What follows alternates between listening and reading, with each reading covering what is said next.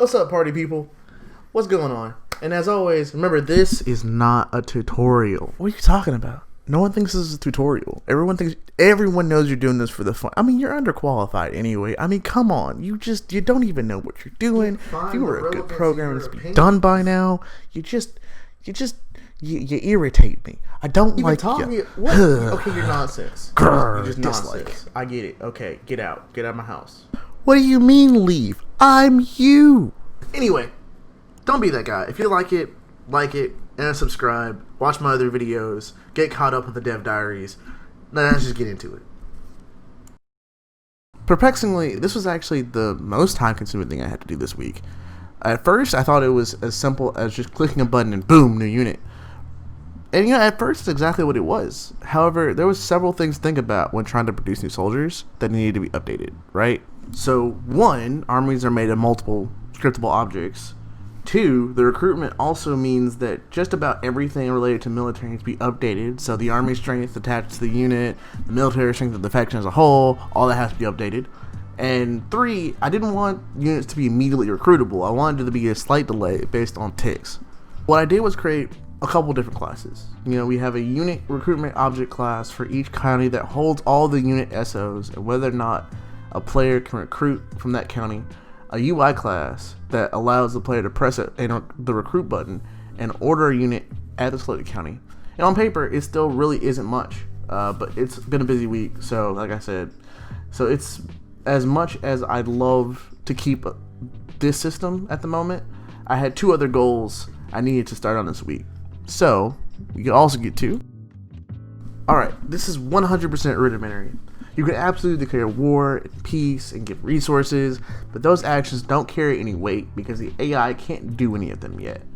I'll be finishing the skeleton of this system next week after we finish the AI skeleton, so there really isn't much to say about it other than, ooh, look, the UI is dynamic. Okay, so we've got a faction diplomacy script. It's a script that maps each faction with factions that it's at war with, who's at peace with, who's got an alliance with, all that good stuff, as well as a bunch of methods that allow the player and the AI to actually edit these dictionaries. We put that class in the game manager since the game manager is going to end up storing all the faction and army data. We also created a diplomacy menu UI script, which, helps with the buttons and the actual Diplo menu itself. A script so that when you click on each of the portraits, the actual menu for each of the options shows up in a script that actually assigns those buttons specific actions. So this was definitely a lot easier than I thought it was going to be. This type of AI that I'm making for this game is a state machine that self-iterates as long as it's active, which really isn't that difficult to make, but I'll be linking a lecture that I watched that actually helps me along, at least to get into the perspective that I needed to make this kind of AI. Granted, I wasn't able to get to the system all the way until Thursday, so there really is only one thing it can really do, and that's move units. But we'll get into that, maybe. Created for this was the faction AI script that we attached into the faction game object.